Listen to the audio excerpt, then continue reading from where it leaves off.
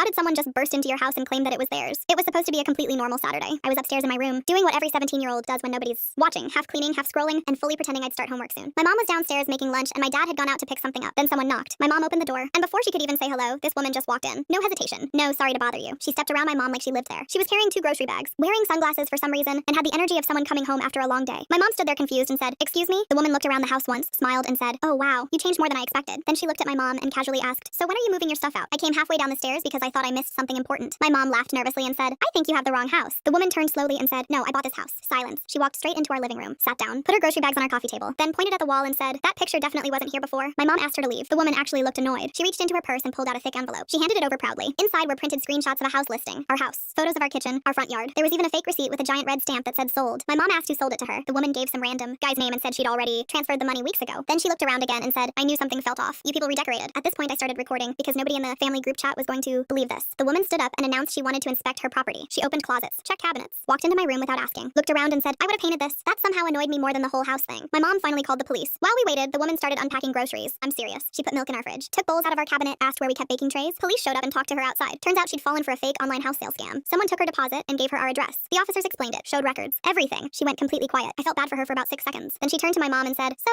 since this isn't my house, can I at least get my groceries back?" My mom said yes. The woman packed everything up, started leaving, then stopped at the door and asked one question. My mom said, "What?" She pointed at our couch. "Where did you get that? I actually really like it." And then she walked out like she hadn't just tried to repossess our entire house.